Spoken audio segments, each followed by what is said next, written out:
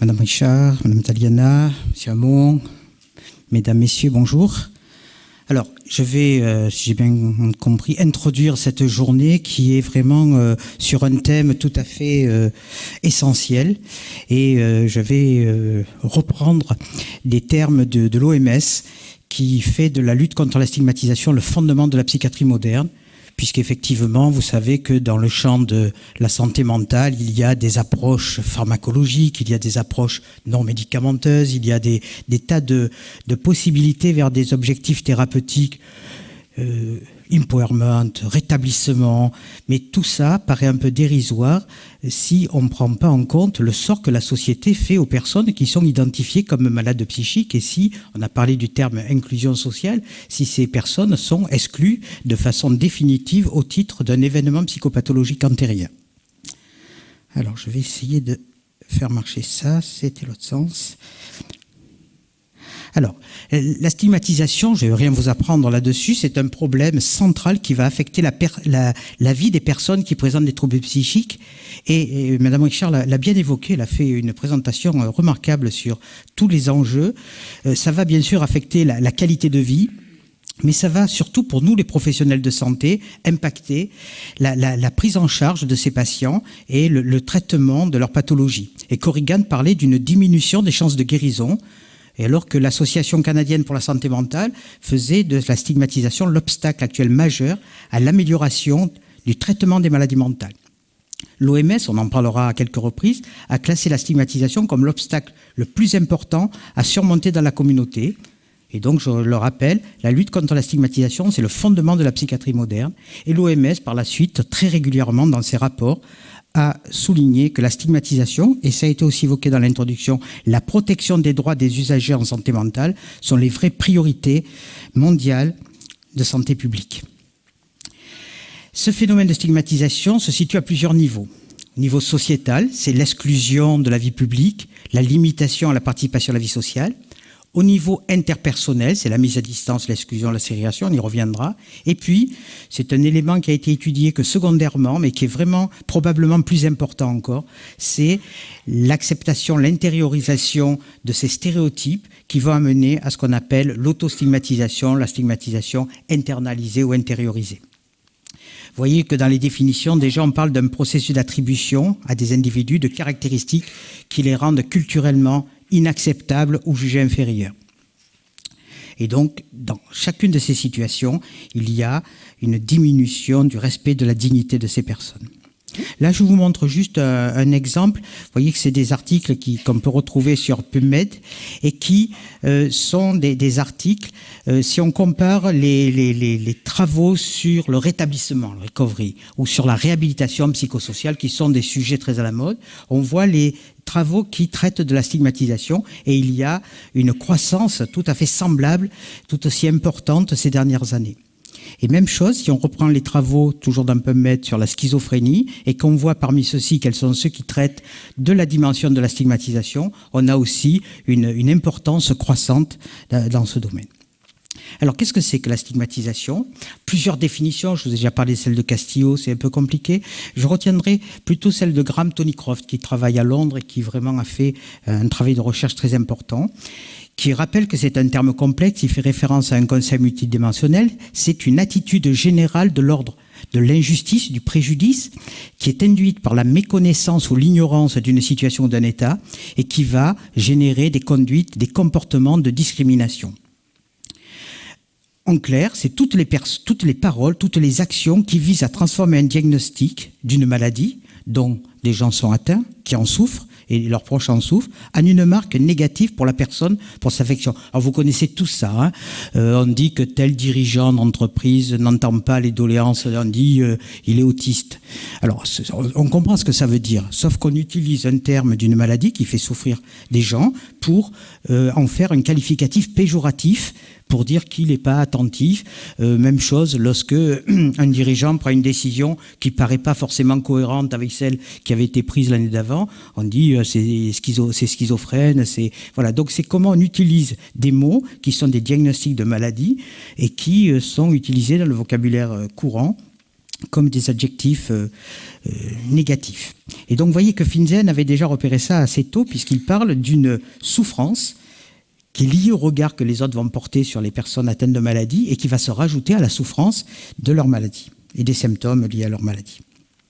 La discrimination, c'est cette distinction injuste dans la façon de traiter différentes catégories de personnes. C'est-à-dire que certains individus, en raison d'une caractéristique parmi d'autres, vont être traités différemment des autres, moins bien ou mieux, puisque vous savez qu'on parle quelquefois de discrimination positive lorsqu'on veut avantager ou développer tel ou tel aspect. Dans des situations qui sont comparables, c'est donc la restriction ou l'élargissement des droits de cette personne par rapport aux autres. Les conséquences de cette stigmatisation et de cette discrimination, ça a été évoqué en préambule par la présidente. Pour les professionnels de santé, en tout cas, c'est vraiment la question de l'accès aux soins. C'est-à-dire qu'il y a, en psychiatrie, on est toujours un peu plus lent que les autres, mais on a découvert ce que les cancérologues savaient depuis longtemps, c'est qu'une maladie, plus elle est prise en charge tôt, et mieux elle évolue. La schizophrénie, par exemple, on sait que dans cette période initiale des 2-3 premières années, la prise en charge de ces personnes va être déterminante sur le cours évolutif et sur le pronostic fonctionnel de la maladie. Or, la difficulté qu'on a, c'est que les préjugés font que les gens qui commencent à se sentir pas bien n'ont pas du tout envie d'évoquer une difficulté et de prendre le risque d'être identifiés comme malades, puisqu'après, ils partent sur un parcours un peu éprouvant.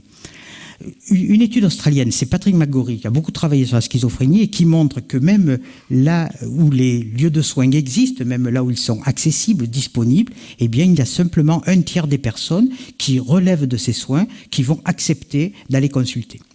Je reviendrai un petit peu parce que c'est vraiment très très important d'aborder cette question de l'accès aux soins. Après, vous imaginez aussi toutes les complications sur l'accès au logement, l'accès au travail, les problèmes d'isolement social, d'accès au réseau amical, au réseau relationnel, à la vie intime, etc. La précarité des lieux de soins, j'y reviendrai un petit peu parce que vous savez que les hôpitaux psychiatriques ont historiquement, depuis la loi de 1838 qui avait établi un hôpital par département avec la loi sur l'internement, était construit très souvent à l'extérieur des villes. Alors j'en parle facilement parce que moi je suis à Nice et l'hôpital psychiatrique a été construit dans un quartier qu'on appelle le quartier des 5 calamités. Parce qu'à côté de l'hôpital psychiatrique, il y a le cimetière, il y a la prison, il y a les abattoirs et il y a l'usine d'incinération. Voilà. Donc c'était. Alors, il est plus si loin de la ville parce que la ville, par rapport à l'époque, c'est un peu étendu. Donc il y a des maisons, il y a voilà. Mais tout ça ça marque quand même quelque chose au niveau du positionnement du domaine de la santé. Donc, ce qu'il faut savoir aussi, et c'est bien de l'évoquer ici avec l'UNAFAM, c'est que la stigmatisation ne va pas se limiter aux malades psychiques, mais elle va s'étendre un peu en tache d'huile vers tout ce qui le touche. C'est ce que Erwin Goffman a qualifié de courtésie-stigma. Et donc, la première ligne, on va retrouver les parents, les familles des patients. Alors ça, c'est un vrai problème pour nous, les professionnels de santé, parce qu'on pourrait le déplorer, on pourrait être navré de ça, mais il faut quand même dire que historiquement, beaucoup de collègues ont travaillé à ça. C'est pas simplement qu'ils le déplorent, c'est qu'ils l'ont fait. Il y a des gens qui ont écrit des bouquins sur les mères de schizophrènes, les familles schizophrénogènes, les pères absents, et il y a eu toute une théorisation à un certain moment. Alors maintenant, on nous dit, oui, mais il faut travailler avec les familles. Oui, il faut travailler, mais il faut aussi... je ne sais pas comment on dit, le droit au remords, c'est ça. C'est-à-dire dire vraiment, c'est sûr que en termes de culpabilisation, il y a eu une période où les professionnels de santé sont allés. Alors, c'est vrai qu'il y a eu une période où les familles pensaient que leurs enfants étaient malades parce que les psychiatres étaient incompétents, les psychiatres pensaient que les enfants étaient malades parce que les familles les avaient mal éduqués. Enfin, voilà. Donc là, je crois que maintenant, on est sorti, j'espère, de ces projections réciproques pour dire que l'intérêt, et je vais en reparler beaucoup, c'est l'alliance de tout le monde pour lutter contre la maladie. Alors, les intervenants sanitaires, les médecins, vous savez que historiquement, dans notre corporation, c'était les aliénistes, on ne les appelait pas des médecins, ils étaient dans les asiles d'aliénés. Les infirmiers qui, jusqu'en 92, n'ont pas été en mesure de traiter d'autres personnes que des malades psychiques. Ce n'est qu'en 92 qu'il y a un diplôme unique qui peuvent s'installer en ville, qui peuvent faire. Avant, ils étaient captifs de l'hôpital psychiatrique, ils avaient le droit de soigner des malades psychiques, mais ils n'avaient pas le droit de soigner tout citoyen. Les psychologues, les hôpitaux spécialisés pour les malades psychiques, les traitements, j'aurais pas le temps, j'ai plein d'anecdotes pour montrer aussi que quand on veut dire une vacherie à quelqu'un, t'as pas pris tes gouttes ce matin, par exemple. Donc c'est pas on pourrait dire t'es pas bien coiffé, voilà, donc t'as pas pris tes gouttes, enfin quelque chose qui a à voir avec la référence au traitement pharmacologique. Et tout ça a pour objet d'entraver le recours à l'assistance médicale, de renforcer l'isolement et la souffrance des patients et des proches. Alors, je reviens juste un mot sur l'accès aux soins, puisque la stigmatisation va... Alors, en psychiatrie, dans le champ de la schizophrénie, on parle de la DUP, du délai de psychose non traitée, c'est-à-dire le délai qui sépare la survenue des premiers symptômes et le moment où on fait un diagnostic, où on met un traitement adapté à l'état clinique du patient. Et bien, plus ce délai est long, et plus on compromet les possibilités évolutives correctes de ces patients, et notamment les chances de rémission. L'accès difficile aux soins, l'augmentation d'arrêts de traitement, puisque si les gens pensent que prendre un traitement, c'est être malade mental, donc comme on n'a pas envie d'être malade mental, on ne prend pas le traitement, la faible motivation pour l'adhésion aux soins. Et Patrick McGorry, alors je ne vais pas trop développer ça, mais dans sa réflexion de pourquoi, je peux vous assurer que dans le domaine de la schizophrénie, on sait énormément de choses. On ne sait pas tout sur cette maladie, on sait énormément de choses. Et puis, il y a un décalage, un écart entre ce que les scientifiques rapportent dans les congrès de connaissances et puis ce qui se passe dans le quotidien d'une unité fonctionnelle qui reçoit des malades psychiques.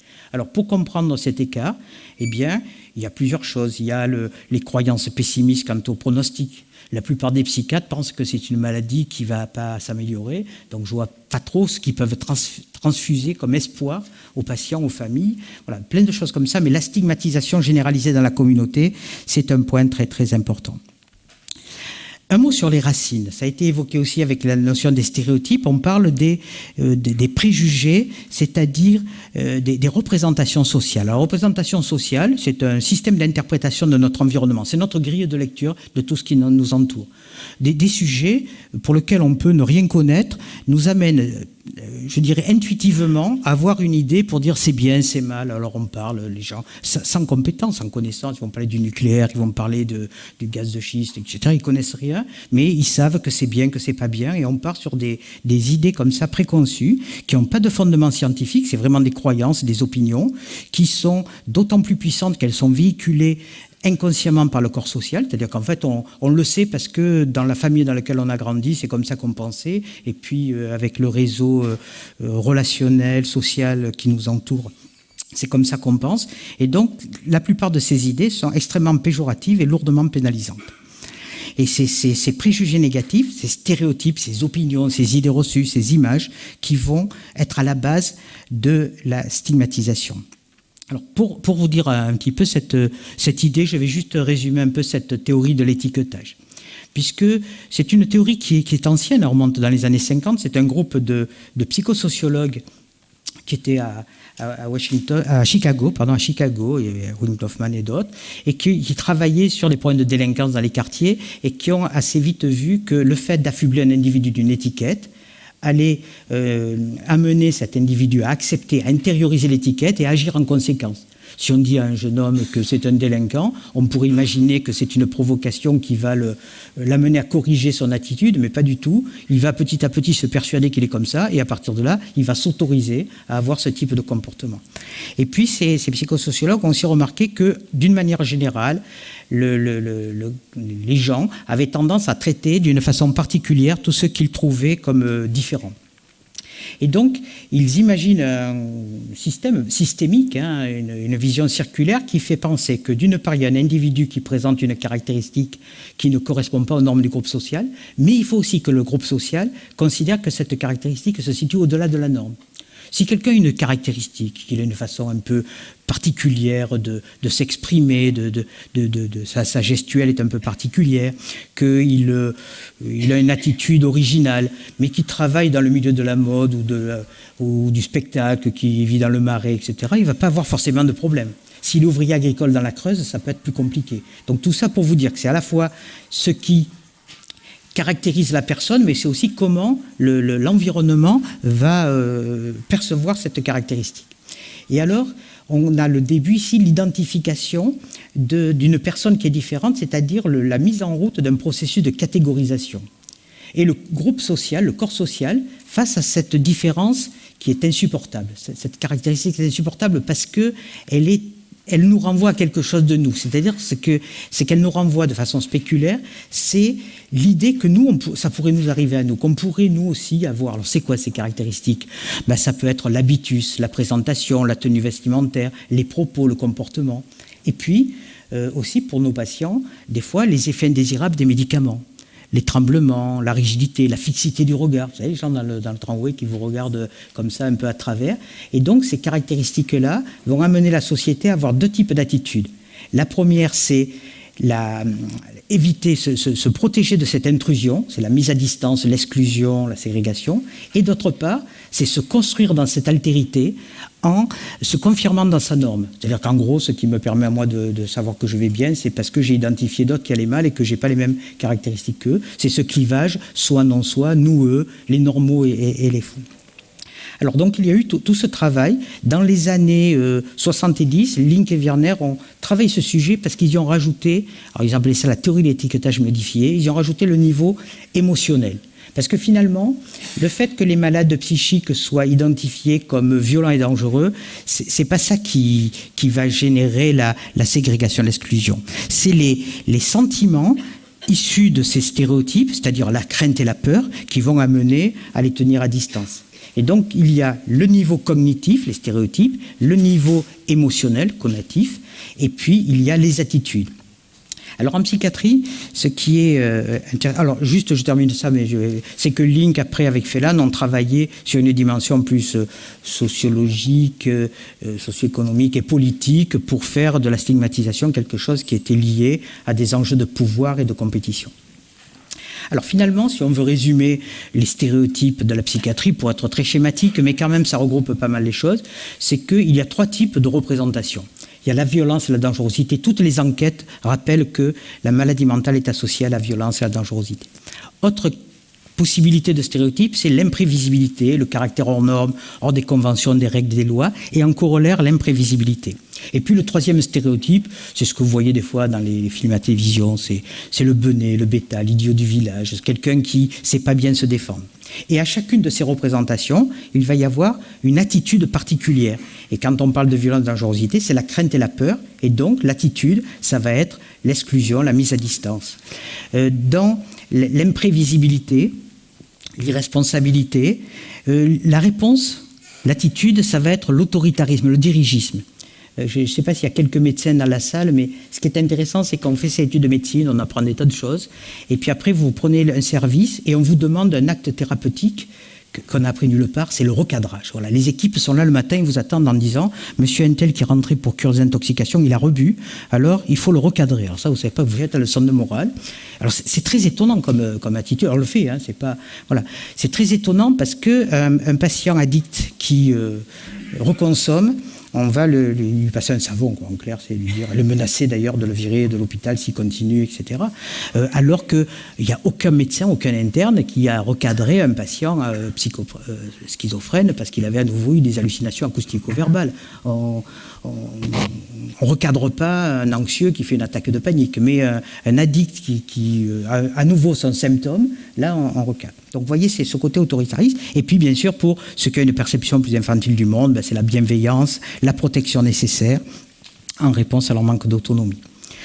Juste pour vous montrer les articles, puisqu'on parlait des médias, hein, vous voyez que les rapports entre schizophrénie et violence, et surtout dans la presse régionale française, alors on travaille beaucoup avec les journalistes, on travaille beaucoup sur les guides de style, puisque quand on dit « Monsieur Untel est schizophrène », non, il n'est pas schizophrène, il est aussi catholique, il est aussi père de famille, il a une maladie. On ne dit pas de quelqu'un, normalement on ne dit pas c'est un ulcéreux, voilà, donc il a une maladie et on essaie de faire ça.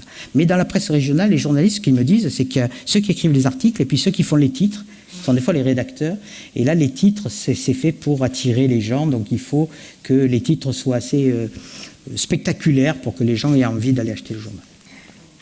Alors, un mot sur les études, parce que ça, c'est vraiment très important. Ça a été évoqué. M. Hamon disait qu'il y avait eu des recherches avec les... Alors, les premières études sont des études en population générale, des études grand public. Alors, il y en a de nombreuses, j'en ai retenu quelques-unes, je vais juste vous les citer. Et puis, ces études grand public, c'est-à-dire qu'en gros, en sélectionnant un échantillon de personnes, la plus représentative possible, on va essayer de savoir qu'est-ce qu'il en est des représentations sociales. Alors, le problème, c'est qu'il y a un grand problème méthodologique. C'est-à-dire qu'ici, une majorité de gens blancs, comme ça, je m'aventure sur un terrain un peu particulier, mais voilà. Si je vous dis, à votre avis, ça fait quoi de se faire virer d'une boîte de nuit parce qu'on est de couleur noire, voilà. Alors, je suis sûr que tout le monde, par son humanisme, par ce truc, va avoir une réponse, va nous dire, je pense que c'est humiliant, je pense que, etc. Sauf que, franchement, c'est pas arrivé. Moi, ça m'est jamais arrivé, donc c'est pas arrivé. Donc, ce que je vais essayer de traduire comme matériel scientifique, c'est des fantasmes. C'est ce que j'imagine. C'est-à-dire qu'on demande aux gens, dans la rue, qu'est-ce qu'ils feraient par rapport à un voisin, par rapport à un collègue de travail qui se met à tenir des propos incohérents, qui se met à avoir une attitude irraisonnable, etc. Alors, c'est même pas ce qu'il ferait, c'est ce qu'il imagine qu'il ferait dans telle ou telle situation. Alors, vous voyez que c'est quand même un peu léger sur le plan méthodologique. Un autre aspect, c'est qu'en faisant ça, ce que je vais étudier, c'est les attitudes des gens. Alors, soit je vais m'occuper de ma voisine qui ne va pas bien, soit elle va me faire peur, je vais m'enfermer dans mon appartement. Ça, chacun fait son truc, mais je parle des attitudes. Je ne parle pas du vécu, et notamment du vécu de la personne qui vit la discrimination. Je ne parle pas des sentiments. Et finalement, ça ne m'apporte rien sur la compréhension de la stigmatisation et surtout sur la manière dont il serait possible d'éviter le rejet social. C'est pour ça qu'on a pu passer dans le deuxième temps à une recherche, et là c'est vraiment l'équipe de Londres, hein, l'équipe de Graham Tony Croft avec Norman Sartorius, avec Diana Rose. On a commencé à s'intéresser au vécu des personnes qui étaient victimes de la discrimination, de la stigmatisation, et qui pouvaient évoquer ce qu'ils vivaient. Donc ça c'est l'étude Indigo, je vais vous en dire un mot. Et puis au travers de cette étude Indigo, on s'est aperçu que finalement, la stigmatisation publique, la stigmatisation qui venait du grand public, elle n'était pas la pire. La pire, c'est la stigmatisation que les gens s'infligeaient à eux-mêmes. On va y venir avec l'autostigmatisation. Alors, les enquêtes, je les passe vite, mais vous connaissez l'enquête santé mentale en population générale, images et réalité. Deux volets, le volet socio-anthropologique et le volet épidémiologique. Dans le volet socio-anthropologique, on demande aux gens qu'est-ce qu'un fou, qu'est-ce qu'un malade mental, qu'est-ce qu'un dépressif. Alors, pour faire simple, le fou, c'est quelqu'un qui est violent, dangereux, incurable, pour lesquels seuls les médicaments et l'hôpital psychiatrique peuvent apporter une réponse. Et donc, quelqu'un qu'il ne faut pas fréquenter. Et c'est les autres. Les malades mentaux, les gens, ils entendent malade, donc ça leur donne un peu un schéma médical. C'est-à-dire qu'il y a certainement une étiologie, une cause, il y a un diagnostic à poser, il y a un traitement à prévoir. Et les gens disent c'est la schizophrénie, c'est la paranoïa, c'est l'hystérie, c'est voilà. Donc on met des mots. Et puis, mais au final, quand on écoute ça, c'est la dangerosité, la violence, l'irresponsabilité, l'incurabilité, etc. C'est les mêmes, sauf que c'est la médicalisation de la folie. Et c'est les autres. Parce que la dépression, on s'est aperçu que d'abord le grand public, nous on l'a fait 3 fois sur Nissan, l'enquête santé mentale en population générale, le grand public connaît bien la dépression, connaissent tous les symptômes, aussi bien que les psychiatres. Il faut dire qu'ils ont lu Marie-Claire, Cosmopolitan et tout, donc les gens écrivent sur la dépression, ils connaissent les symptômes, et la dépression, ça c'est nous. C'est nous parce qu'ils ont compris que c'est lié au malheur ambiant. Demain, on peut avoir un événement familial, un événement personnel, un souci professionnel, et on peut faire une dépression, et donc on est là. Autre type de... ça a été évoqué tout à l'heure, c'est pour ça que je passe vite, une enquête qui a été montée par Fondamental sur et qui montre que très peu de personnes... Vous voyez, donc il y a un gradient. On vous dit, est-ce que vous accepteriez de travailler ou que vos enfants soient dans la même classe ou de vivre sous le même toit que quelqu'un qui est autiste, quelqu'un qui est bipolaire et quelqu'un qui a une schizophrénie. Et vous voyez que les autistes, ils sont imaginés comme des personnes qui sont dans leur monde, enfermées dans leur imaginaire, donc ils ne sont pas inquiétants pour travailler avec à côté. Les bipolaires, ils sont un peu plus. Alors là, en termes de lutte contre la stigmatisation, ça sera peut-être repris, mais vraiment, la dénomination bipolaire à la place de maniaco-dépressif, ça a été plutôt une réussite en termes d'acceptation du diagnostic. Et vous voyez que dans ce gradient, c'est la schizophrénie qui fait le plus peur et les gens ne souhaitent pas. L'étude de CRISP, alors ça consiste en fait à partir d'un certain nombre de pathologies, vous voyez la dépression, l'anxiété, la schizophrénie, la démence, les troubles des conduites alimentaires et les addictions, de voir la pondération des caractéristiques qu'on attribue. Donc retenez, parce que ça c'est ce que j'ai évoqué tout à l'heure, c'est la 4e ligne, le fait que l'autre est différent. Voilà, c'est vraiment cette perception de la différence qu'on va retrouver de façon transversale pour toutes ces pathologies. Sinon, bien sûr, la schizophrénie et la démence sont les scores les plus importants.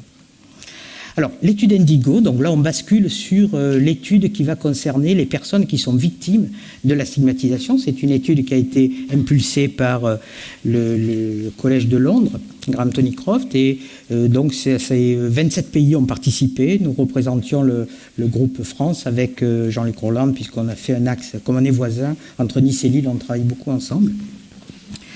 Voilà. Alors, simplement pour vous montrer les domaines dans lesquels... Alors, on a créé un outil pour ça qui s'appelle la DISC, une échelle de discrimination. Et dans cette échelle, on essaie de voir s'il existe ou pas une discrimination par rapport à un sujet donné, quel est son sens, quelle est sa direction, et puis quelle est sa sévérité, son intensité. Et donc, il y a des possibilités de discrimination négative ou positive. Donc les discriminations négatives, alors 36 items sur cette échelle 10, 32 qui mesurent la discrimination expérimentée, vécue, et puis 4, on va y revenir, qui mesurent la discrimination évitée, anticipée. Alors dans la discrimination négative, c'est le fait, la difficulté à se faire ou à garder des amis, à conserver un emploi, à trouver un travail, les relations avec le voisinage, les relations intimes ou sexuelles. Par contre, alors, au niveau des discriminations positives, le fait d'être traité différemment par la famille, c'est-à-dire que beaucoup disent ma famille ne m'invite plus dans les réunions, je ne suis plus accepté, ma mère elle s'occupe de mon enfant, je n'arrive plus à le récupérer et tout. Mais à l'inverse, certains en disent maintenant depuis que je suis malade, je suis le pacha, je ne fais même plus mon lit. Voilà. Donc même chose en matière d'habitat, il y avait des gens qui dormaient à la rue et qui, à partir du diagnostic de schizophrénie, se sont retrouvés en appartement thérapeutique. Je vais accélérer beaucoup alors, oui. Voilà.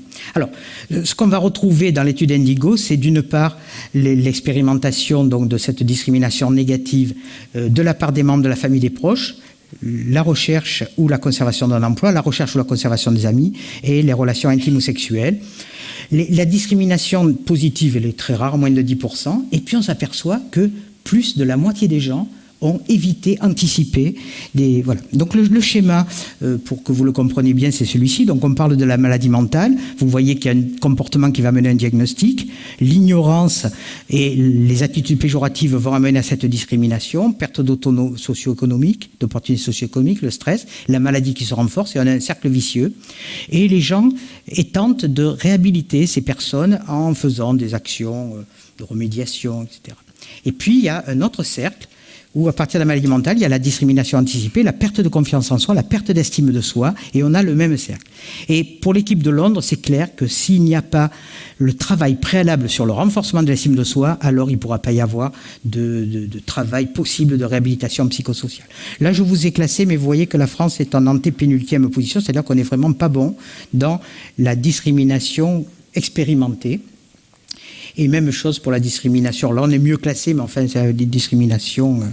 Alors, ce que je voulais juste vous dire, c'est que d'un premier temps, l'idée d'anticiper et d'éviter des situations, on pourrait imaginer que les gens ont eu une expérience douloureuse et qu'à partir de là, ils aient évité, un peu l'expression « chat échaudé craint l'eau froide ». Or, on s'aperçoit que la très grande majorité des gens qui évitent des situations sont des gens qui ne les ont pas expérimentées. Quand on interroge les gens en disant comment ça se passe chez le docteur, ça veut dire il ne m'examine pas, il ne me ressent pas, etc. Et puis un certain nombre disaient, mais moi je ne vais pas chez le docteur, je n'ai pas de problème. On a dit, mais vous allez quand même, j'y vais pas, il ne me recevrait pas. Et donc ceux-là, ce n'est pas des gens qui ont eu une expérience compliquée avec le médecin, mais c'est des gens qui eux-mêmes ont intériorisé les stéréotypes négatifs et qui estiment qu'ils ne sont pas dignes d'aller voir un médecin. Alors on l'a étudié sur 2 thèmes, le travail et les relations intimes et sexuelles.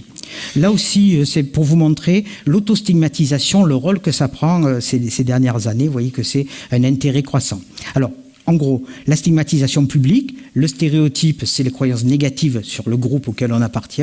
La réaction émotionnelle, c'est la colère et la peur que ça suscite dans le grand public. Et l'attitude, c'est l'évitement. Et puis l'autostigmatisation, c'est la croyance négative sur soi-même. La réaction émotionnelle, c'est la faible estime de soi, la faible auto-efficacité. Et puis, c'est vraiment le fait de se limiter soi-même dans des choses très importantes pour soi. Donc, je reviens là-dessus. Les conséquences de l'autostigmatisation, c'est l'isolement social, la perte d'opportunités, les difficultés pour obtenir un logement, un emploi, l'autodénigrement, c'est une sorte d'humour un peu cynique sur soi-même, quoi, en disant « ouais, je sais que je vaux rien », s'attendre à être rejeté par les autres, la perte de confiance, la perte d'infériorité. Alors, juste, je termine pour Monsieur Hamon, donc je termine vite les échelles. Voilà, comment on la reconnaît, cette stigmatisation? Alors, on a des échelles qui vont mesurer la discrimination vécue. Je vous ai parlé de la DISC, il y a l'échelle de King que Jérôme Favreau a réduit avec Morandini, donc à 9 items. Et puis, il y a des échelles de stigmatisation internalisée. Alors, par exemple, l'ISMI, qu'on utilise beaucoup dans les recherches, nous, on l'a mis sous forme informatisée pour que nos malades puissent, la salle d'attente, ils peuvent la remplir, donc ça ressemble à ça, vous voyez. Donc, en fait, c'est... Alors, même chose pour l'IMS, qui est une échelle de statut social, qu'on a aussi informatisée comme ça. Il y a l'échelle BASE, c'est une échelle que nous avons traduite, qui a été créée par Sarah Clement à Londres, mais que nous avons traduite et validée en français, qui est une échelle d'obstacle à l'accès aux soins, puisqu'on parle de la difficulté. Et donc là aussi, on l'a évaluée. Et puis, on est en train de travailler sur une échelle de résistance à la stigmatisation, un peu comme si la stigmatisation était liée à un défaut d'habileté sociale pour se défendre de cet aspect-là. Et donc, on a une échelle qui permet de repérer la stigmatisation. Et donc, je vais terminer là-dessus pour dire que ces recherches visent à mettre à disposition des cliniciens des outils fiables d'évaluation de la stigmatisation et de l'autostigmatisation, partager les connaissances sur la nature et la sévérité de la stigmatisation et de la discrimination, et avoir des outils validés de la stigmatisation intériorisée peut encourager les cliniciens à intégrer la réduction de la stigmatisation dans le programme de soins et faire de la réduction de la stigmatisation un objectif de traitement vérifiable, en plus de la réduction des symptômes. Et je vous remercie beaucoup de votre attention.